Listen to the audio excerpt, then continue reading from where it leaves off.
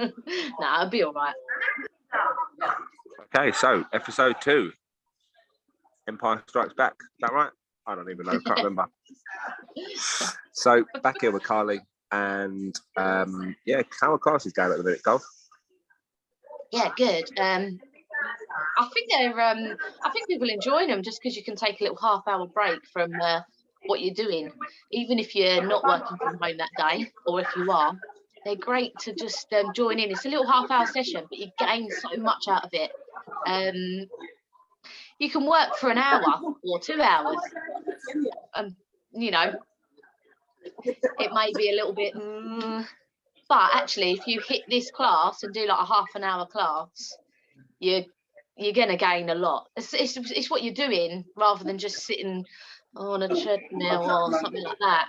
If you're really going for it and really working, it's about the quality, not the quantity of time, really, isn't it? So it's really good, yeah. And I think people are liking it, and great for flexibility, great for strength, and in the whole body really. And yeah, I do different sessions of like some days do upper body work, some days core. Today we done chest openers, which was really nice, strengthening the back, strengthening the lower back as well. So yeah, each session is a little bit something different, and it's fun. It's a good Wicked. workout. I think it's good as well because I know a lot of mums have their kids having a nap, maybe, don't they, between like 12 and 2. So, especially the early stages. Yeah. And this is one thing we're going to be covering as well, going into like the new year, rest of this year, changing the class times and sort of opening up the times that we do things, because obviously this is, new for me, new for you. Obviously you are a mum. I've worked with a lot of mums before, but we used to do classes at like 9:30, obviously right after the school run. And I think it's such a difficult thing to kind of hit the target for everyone. And that's actually what we're going to be covering in episode 2, is going to be the scheduling and building your own structure, building your own kind of stick-to-able, that's the word, stick-to-able routine. And also looking at what's important, really, like in probably the first, I'd say 18 months to 24 months after giving birth. So just give us one more time an intro, Coles. Just that, short, sweet, and tell everyone why they should listen to you rather than any of these woo-woo yoga instructors who've got their head in their clouds and their head up their arse. This is what I liked about you, because you actually know what you're talking about. You do keep it very realistic, and you know your shit as well, so that's good. Oh, thank you. Yeah, so I've been teaching for 6 years now. I've actually been taking up yoga for about, 15, 16 years, something like that. So I've got a really good background in it from all different types of yoga. I'd done my qualification in Australia when I was living there, and I've taught all over the world. So Australia, New Zealand, Thailand, Cambodia, and Canada I taught in as well. And it's just given me such a good experience with loads of different people, different kind of religions, different ways of life as well. So yeah, it's really interesting to be able to, and I feel really privileged for the life. Also, I really wanted to work with you, Glenn, because I feel like it's, first of all, it's quite refreshing for a man to kind of get what a woman and a mum is about. So I want to come on board with you and help other mums. I've been there, I've done it, got a t-shirt, and I want to be able to give that service to mums to help them, whether it's weight loss, whether it's just getting kind of back to exercise and feeling into their body again. That's what I want to be able to give mums. I feel really drawn to it because I'm a mum. I found it really hard and difficult, first of all, to be able to exercise with a baby. I was thinking, I'm never going to be able to do this, but actually I managed in the end. So yeah, and it's all about not body positivity but body appreciation for what we as mums have done. Our bodies have been through a massive thing, and we need to just appreciate it and appreciate where we are now with it. It's like we were saying before, isn't it? Like we were saying how 50, 80, 100 years ago. You know, how many more of these mums, let's be honest, would have probably died on the operating table or on, you know, in the ward just by giving birth, and some of the complications that I know you've seen through obviously working in maternity. And that's what I really liked about obviously the chats that we had, where, you know, yoga instructors, same as personal trainers, are 10 a penny. And they're still going to be very good at what they do. They're obviously going to be some for like boxing, weight loss, yada, yada, yada. But I like how uniquely qualified, I suppose is the word I want to use for you, that you've obviously done the yoga, you became a mum, and what I also like as well is that you're still learning now. It's not like I know you obviously said you've got the t-shirt, but I know that's going to then turn from like a white belt into a red belt into a blue. But do you know what I mean? And I know how aware of that you are. And that's why I like, you know, having seen you teach, the fact that you do give regressions and progressions, which is the fancy word of saying it, making it easier and harder, depending on what level they're at. So that's really, really something that doesn't get covered. I mean, you look at like Insanity, you look at P90X, you look at Courtney Black, you look at, you know, some of these like home workouts nowadays, and they're fantastic, don't get me wrong, but there's not any like, right, if you're at this level, do this, if you're at this level, do that. And that unique combination there is so critical, especially for mums, because you've been through a frigging massive trauma, let's call it. You know, you've squeezed a basically small hole all out of yourself and grown a living, breathing thing inside of you. And then you're like, oh yeah, right, Kim Kardashian's on the front of OK magazine 3 weeks later getting a flat stomach. How's that for pressure? Bullshit. So that's why, you know, I wanted to bring you on board, because it isn't just about that. And I think hearing it from myself, but also you, and on these and on the classes, we might actually drum it into some thick heads after a while. I just want to get on what you said about my work on a maternity ward. So I actually am a maternity care assistant, so I assist midwives. I've assisted midwives in births, in everything really. I've seen it all. I've been in theatre. I normally work on the postnatal ward. It's a 20-bed ward, and I help mothers with breastfeeding. I help them with everything with the baby. You know, and I even help them get up after a C-section. I'm that person that will help them get up. So, you know, I was heavily pregnant when I was doing that as well. So it's just something quite bonding between a woman when they're at that stage as well. And there's something so precious about that time, that after they've given birth and everything's quiet and kind of they have their first shower and stuff, and there's just something beautiful about it. And you just go back to see this little baby and you think, I fucking created that. I made that. And then we come home and we've got a baby and we're feeding it, we're doing this and doing that, we're doing the laundry, and we're trying to get back to actually what we're doing. But actually, we shouldn't be. In some cultures, they sit in bed for 2 weeks and everyone else around them has to do housework and all that. They just bring the baby in to have it feed. I think that's Indian culture, they do that. And, you know, and we put so much pressure on ourselves as women to be like, right, that's it, let's get back into shape, let's do this. And that's fair enough. But I think it's about your mindset as well as getting back to you. You're not just you anymore. You're a newer version. You're a different creative version of yourself. And you also ain't just a mum. Yeah, exactly. You're also Carly. It's really weird. You know, I said obviously I went to go see Jimmy Carr last night.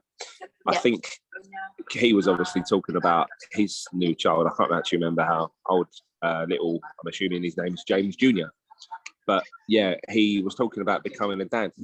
And he was just saying and making light of how the pressures on like mums versus dads are so different. It's like mums have got to be having a career back, getting their body back, and keeping the house clean, and doing all the washing, and doing all the cooking. For dads, just don't fuck off. That's where the extent seems to be. You know, good dad, don't fuck off. That seems to be the whole, like the extent of qualified as a good dad. Oh, he's taking his kid down the park. That's amazing. But if the mum's there in like pajamas and a dressing gown, they're going to be seen as like a bad mum. And that's why I think it's really important to come on to obviously doing the kind of brief chat about postnatal depression, because I know obviously you're quite open about talking about that, and I just wanted to kind of ask you, you know, when it's really raw, I just wanted to ask you, obviously, what it's like, what if you can recommend anywhere to go for support, because obviously it's all about the baby, innit? It's not never really about the mums. Yeah, we kind of get overseen. They skip us, kind of thing. We get skipped. But I feel like it is becoming a bigger. You know, we are. I don't know. We are putting it out there a lot more, and women are being just brutally honest and sincere about things, and it's beautiful to see, because that's what we need. If you're not going to speak about it, it doesn't exist, you know. So we have to speak about it, and I think that as soon as you see any signs, any help, you know, if you've got a good support network with your family, you know, that's always going to be really, really helpful.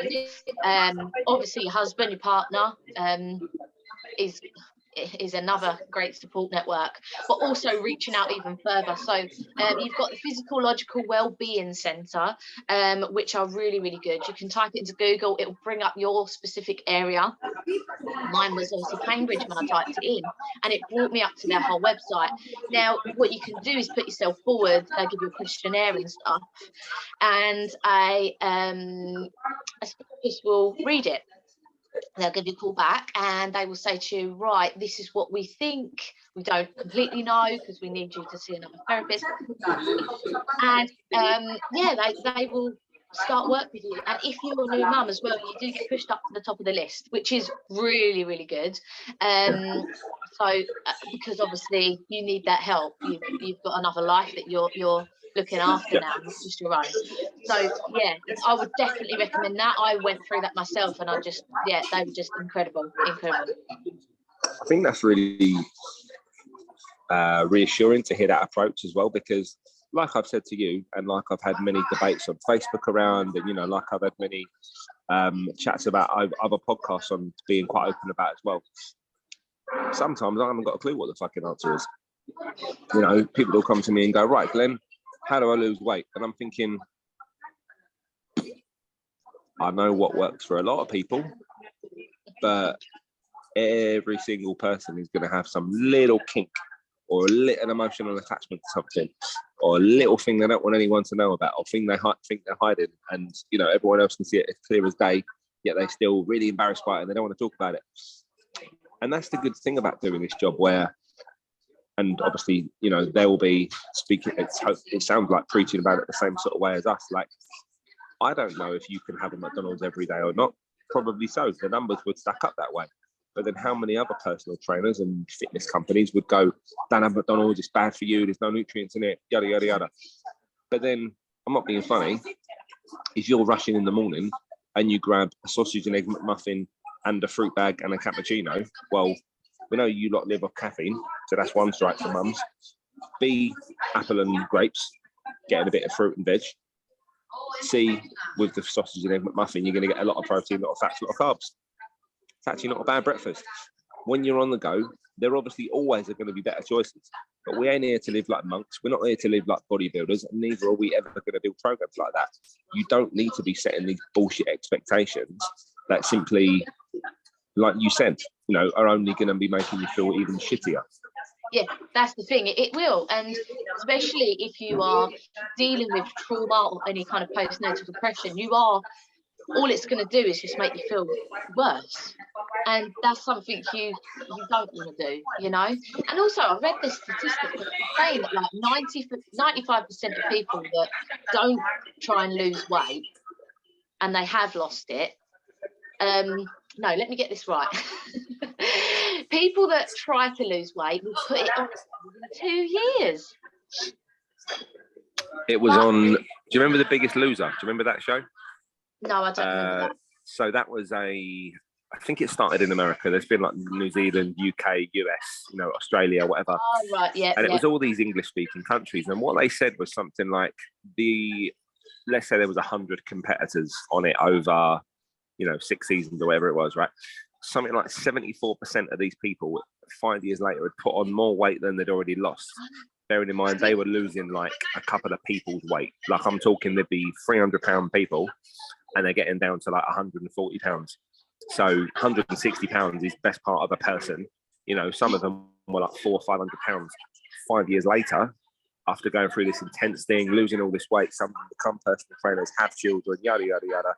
Some of them are getting like surgically lifted out of their beds and not leaving the house and eating 24 Twinkies a day. And this it is just the shows problem that with unrealistic expectations. As you said, like if you're going to grab something, you know, I also decided in my journey that I wasn't going to be like, oh my God, you've just had some chocolate or whatever it was, you're a bad person. Like labeling foods bad, good, you know?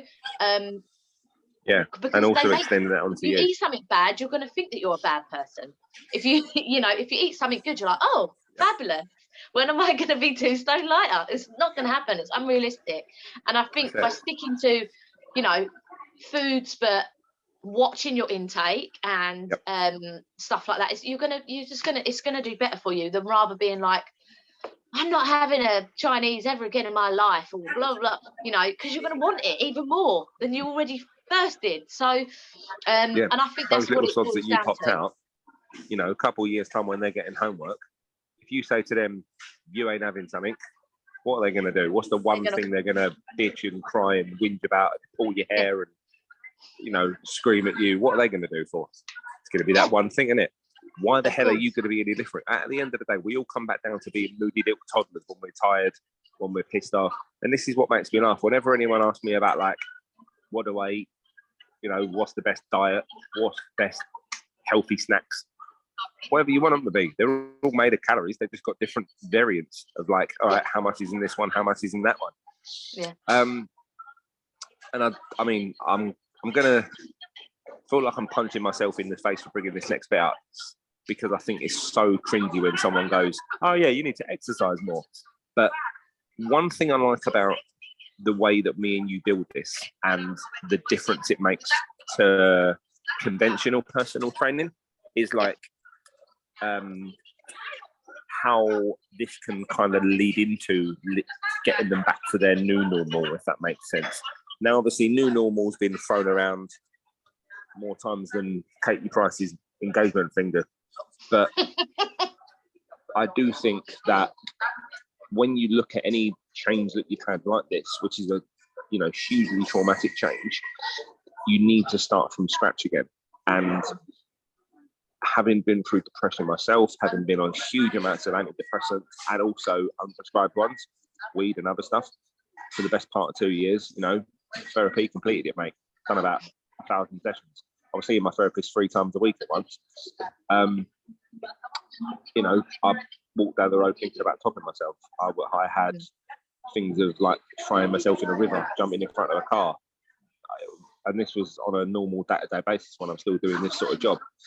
Yeah. So I can't imagine how that would be when you've also got a new life to take care of. Obviously, I could be selfish as shit with mine, but I think you have to be so aware of your own capabilities and your own limitations as well at the same time, because you have to observe it first without judgment and just observe, right, well, I'm tired now, so I'm not going to try and press myself into a workout, because a lot of mums would do, like we talked about mum guilt, mum shaming before. Oh, I had a slice of pizza, that's me back to being fatty fat I said I'm never going to lose my cellulite, blah blah blah, and then their head goes for the next 2 days. But building a routine that works for you, and again, we'll give some points for the people that are obviously going to listen to that in a bit, but on, you know, using exercise as probably third thing on the totem pole, because let's be honest, you've got to get your energy sorted out first, then get your nutrition sorted out, then get your exercise sorted out. And in energy, I'd include stuff like stress, sleep, water, building the baby's routine, which is obviously going to change as well. Then we look at nutrition, because again, that's going to come second. You know, you're not going to be the one saying, right, I've got to cook 5 different meals, because you know, some of them might have like grown-up kids, early school kids, primary school kids, whatever, as well as a newborn. Yeah. And that's going to be hella hard to try and cook again 4, 5, 6 different meals if you're on like fucking Herbalife or Juice Plus. Again, another point why that's a load of bollocks. But we're going to talk in a second about building out that routine and prioritizing the things that do really matter. What would you say hit you the hardest when you got signed off, let's say 6 to 10 weeks after giving birth? What would you say hit you the hardest? I think, in all honesty, was sleep deprivation. That was for me. Obviously, like for my husband Dave, he's fine. Like he can live on 4 hours sleep. He's mental. But for me, sleep is a big, like as you said on that totem pole, food and sleep for me are right at the top there. You know, so for me it was the sleep deprivation and the okay, I can't even get to sleep. So how the hell am I going to exercise? I've got no energy to even get up out of bed. You know, some mornings I used to stay in bed with like Elsie and just sit with her in the bed, like obviously playing with her, but I couldn't move from bed. I was just absolutely exhausted. And again, I think it's that period of, you know, not pushing yourself, because the doctors say to you like, oh, it's going to take 8 weeks to heal. Now, if you've grown a baby, you've carried that baby for 9 months, you've given birth to that baby, however that's C-section or if it's natural birth, and then you're breastfeeding or bottle feeding the baby, and then you're up all night. Do you know what? How are you supposed to heal the body? You will, because your body's incredible anyway, but it's going to take a lot longer. I personally think it takes a lot longer for it to do that, but there are ways you can help yourself along the journey. As I said, like in the last podcast, that it's just them little steps that you need to take. So again, when I had Elsie on the bed with me in the mornings, I just used to do little stretches, whether it was just sitting there in cross-legged position, taking one ear to one shoulder, rolling round to the other shoulder, whatever it was, just like moving the body, again, connecting with my body as I was sitting there with her. It's just something that made me start to feel 1 step, 2 steps, you know, gradually doing that. But yeah, I think it's going to take double the time. How do you supposed to carry a baby for 9 months? You grow a baby for 9 months. You've been so rubbish through the first and last trimester. And then they're like, oh, only 8 weeks. And you heal. It's fine. And again, every woman's different. How do you know? How can you give that? How can you give that actual time frame to anyone? It's a bit crazy. And I've got a couple of GPs who are clients of mine. And obviously I worked with like midwives before. You know, I've had all these like mums that have been paramedics before. You know, I've had a lot of medical or NHS staff as clients. And I've asked them questions like this. And it's because sometimes it comes down to what they can minimally kind of prescribe as safe, if that makes sense. Yeah. And again, like we were like we were speaking about last week, you know, it's more about the baby. It isn't about you. They won't go, right, here's your new therapist, here's your new this, here's your new routine, here's where to go and talk to other mums about wanting to punch yourself in the face and drown in a bath of wine. You know, there's none of that. Yeah. There are groups on like Facebook, on Reddit, obviously our group, where we get mums talking about that. But if you're not in those conversations, it's almost like doing a spectator sport, you know, like we've, you know, both suffered with like the depression kind of thing. It immediately gets you feeling like you're normal again if you know you ain't the only one going through it. Yeah, totally. Because one thing that one of my old coaches used to tell me, who's still a huge part of my life, was this special little snowflake syndrome. Yeah, but it's different for me.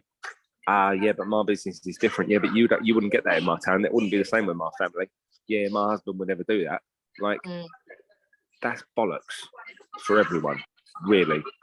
Humans fundamentally have the same wants, needs, dislikes, likes, attachments. And obviously, like we said, there's always going to be unique situations. But the minute you start talking about it and the minute you start to just open up and show a bit of vulnerability again, because you lot are so hard done by on not being able to it's kind of like one extreme to the other. On the one hand, you expected to do frigging everything and get back to normal. And on the other end of the spectrum, you've got these, I'm going to treat you like a delicate little flower, piece of paper that is going to tear within an instant. And that's what frankly pisses me off about some of these things, because there's no middle ground. Like, that's what we're trying to sort of bring into it here. It's like, you ain't fucking broken. You ain't a delicate little flower that's like, going to shatter if someone flicks you.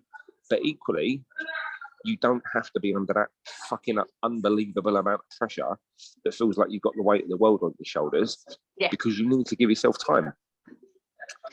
And no one gets that middle ground. Yeah, we want that middle ground. And it's funny you said that, because I'm actually reading a book at the moment called Untamed by Glennon Doyle.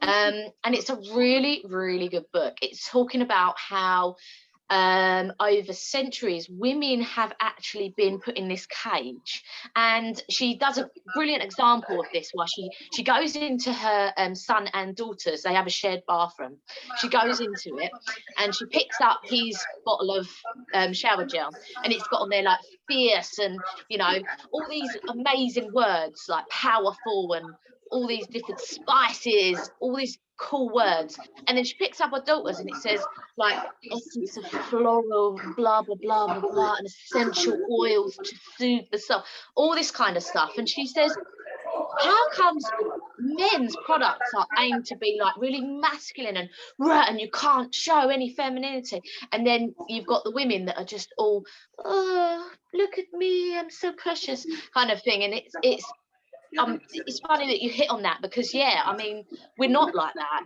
We're not at all, because we have to bring a baby up in this world and we have to give birth. And the pain, well, the feeling that you feel when you're you know, giving birth and contracting and whatever, surges, whatever you want to call them, is unbelievable. And I don't think that, however a woman was made, I don't know how, but I don't think they would have made them to be these little flowers if we wouldn't be able to give birth. It's just, you know, but again, as you said, there's always a middle ground, because being a woman is feminine. It is, you know, but also we are also masculine. So are men. Men are masculine and feminine too.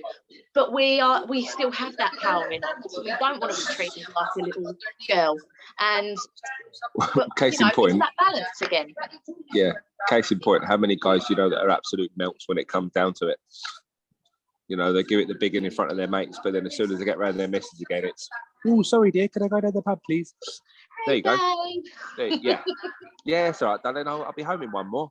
Yeah, no problem. Yeah. We know who wears the trousers, right? Moving on, joking.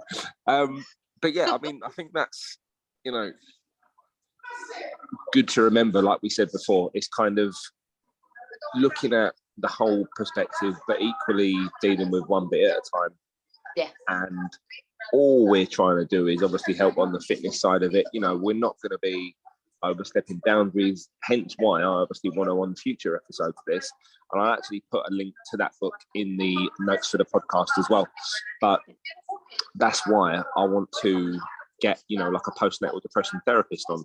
I want to get a breastfeeding expert on. I want to get someone, lactation expert. I can't remember what they're called. Apologies if I'm getting this wrong. I'm murdering the terms. But yeah, you know, I want to bring a midwife on. I want to bring someone that's going to be, I don't know, had, you know, multiple C-sections on. I'd like to be getting all these perspectives, because again, the more someone might be able to type in on Spotify or Google multiple C-sections and find this, hopefully, or, you know, just to start getting a bit of talking about it and normalizing it, hearing it from another person's perspective, because the scariest place for you is in your own head. And it's when you start to realize that it's all that kind of, I think it's called paper tiger syndrome, which is, you know, long story short, I'm probably going to murder this, but it was basically about these prisoners that were tied to chairs very loosely, but kept facing this way on the wall, and all they kept seeing was these shadows of monsters. Now all it was a paper tiger, but obviously on the shadow it was showing up as big, scary, really intimidating. Had they known it was obviously just something of paper, could have escaped. But, you know, that's a lot of what we encounter in our own heads. Things are the world's worst decision, or, oh, fuck this up so badly and irreparably, something's going wrong, and, oh, it's a life or death situation, or it's the worst case scenario. But, you know, how many times have you heard about someone who's been with someone 4 years, 2 years later, they've forgotten all about the fucker? Or, you know, they've lost a job, thought it was the end of the world. A couple of years later, they're on a new career trajectory, or they've started their own business, or they've moved country. We're resilient fuckers, especially you lot. And that's what I think I want to kind of get across as the last message today is, you know, giving yourself the time to actually tie this together is going to take work, is going to take effort, is probably going to take a bit of coaching from someone that knows better, not necessarily us, not necessarily any one particular person, but it ain't a weakness to be reaching out for help. It's actually a strength, because it shows that you know where your good points are and where you also need a little bit of help. Because, you know, I know we always joke about it, like the mum or the mother-in-law ain't going to do it because you're just going to get pissed off at them for not letting you find your own way. Equally, they probably do know best, albeit in the 1940s when they were being mums. But you get what I'm trying to say. You know, you want to find your own path, but equally doing that, that's why you get a driving instructor, innit? You know, we all know how a fucking gear stick works and how to turn a wheel, but, you know, you put someone on the road before they've had driving lessons, 9 times out of 10, they're going to hit a tree. It's the same situation with this. Yeah. So, final thing, I think, let's just go into quickly how they can start to tie this together, because I love talking about concepts and, you know, beliefs and comparing arguments on stuff, but I think giving some action points on this is really good, or some key takeaways on this. So obviously there's those books to look at, but then actually starting to apply it. My first thing would always be starting to write yourself down probably one priority for the whole day. And it's not going to be like one of these manifestation woo-woo coaches that will go, be the bad bitch inside of you. Like, okay, I'm going to get a 30-minute nap today, regardless what happens. Next day, I'm going to go on a 30-minute walk today, because that's then time bound. The next stage of that would obviously be setting an alarm for it. If it doesn't go, obviously, if your baby gets in the way, which inevitably it's going to do, move the frigging alarm. But actually having some time for yourself, creating that, I think is going to be one of the biggest action points. Educating yourself. Because again, I don't care if you've had 1 kid or 5 kids. It's like I've had 1 or 5 clients. I'm still learning from each and every day of every new client I work with. So how the hell is it going to be different for anyone on, you know, like we said, your first day being a mum and your 1000th day being a mum is going to be very different, all the lessons you've learned over that. So actually allowing yourself to reach out there, use YouTube, use Google, you know, this thing that you're listening to this on, or this laptop that you're listening to this on, has got a search bar, right? How many billions of articles are put up every day? Billions of videos are put up every day. Do your frigging research. Find something that speaks to you and then use that shit. And also, I just want to add into that, I think another point to take off from this is that when you do have a baby, your body is, your whole being is new. Yes, you are still your, you know, Sarah or Carly or whoever you are, but you're also mum now as well. And you have to give yourself space and time to try and incorporate that in, and also learn about your new life. Like, my life was so different before Elsie, and then she came along, and I had to learn. I was kind of like mourning my old life in a way. I was like, I can't just go out to a restaurant now and meet my mates and have whatever, you know. I can't just do that. I have a little being that relies on me now. And I just want to reference one more book. I love my books.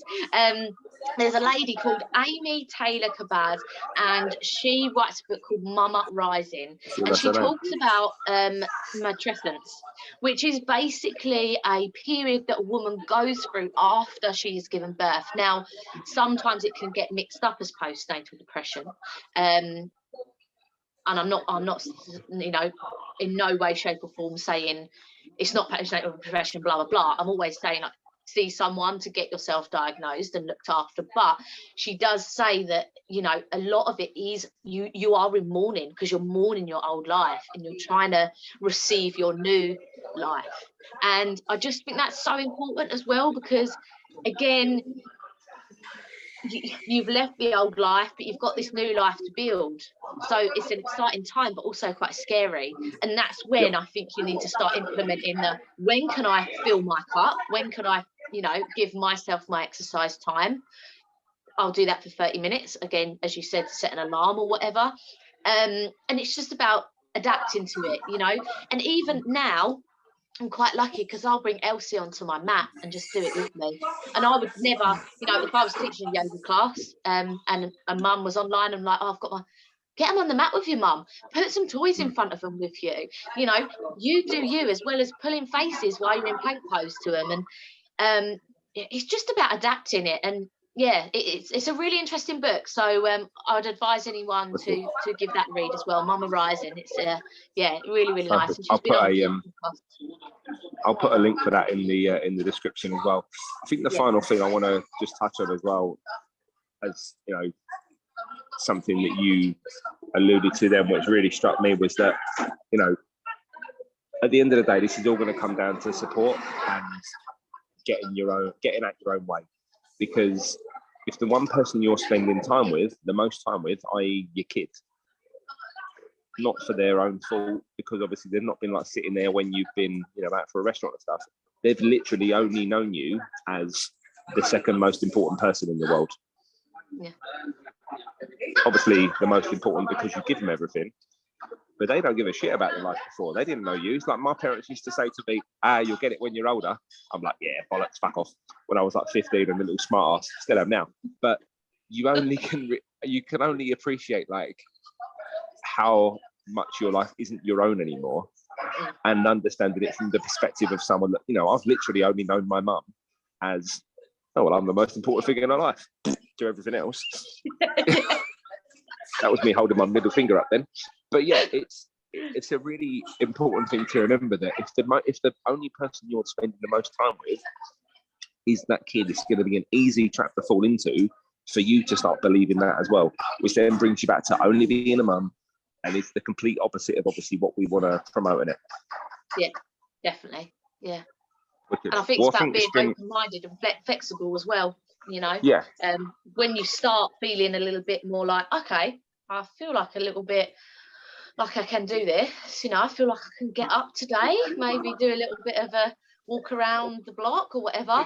I think it's important to big yourself up on them days as well. So yeah, and just be open-minded with, okay, she can just sit on the mat with me and do this whilst I'm doing that, or, you know, and it's okay to leave them alone for a little bit, you know, to play by themselves and that. But yeah, definitely. They're going to be way too young to be traumatized yet. Say that again. I said they're going to be way too young to remember getting traumatized at this age. Yeah, one mum said to me in the baby group the other day, she put her little girl in a little bouncer, and she said, "Oh, we call it the ring of neglect." She said, because I go and wash her bottles and stuff and leave her in the ring of neglect, the bouncer. But like, you have to do these things sometimes as a mum, unfortunately. Well, I don't remember it. Do you? You know what I mean? No, I don't. Exactly. So it's fine. Yeah, it's the bottom line. Crack the fuck on. Right. We're going to call it a day there today. Thanks again. Thank you. As you know, as always, it's comments, questions, anything clarified, any help that people obviously want to get. Yeah. I think that's going to be really important that they've got both mine and your emails. So it's going to be Glenn at getfitwithglenn.com, Carly at getfitwithglenn.com. And yeah, next episode is going to be one of our influencer mums joining us. Really lovely girl called Sophie, talking about mum shaming. So can't wait to go on for that. I'm sure a lot of swear words are going to be said because it's something that really pisses me off. Just again, unrealistic expectations and all that bullshit. So looking forward to next week. Thanks for joining us again, Carly. And have a great week, everyone. Cheers. Thanks, Glenn.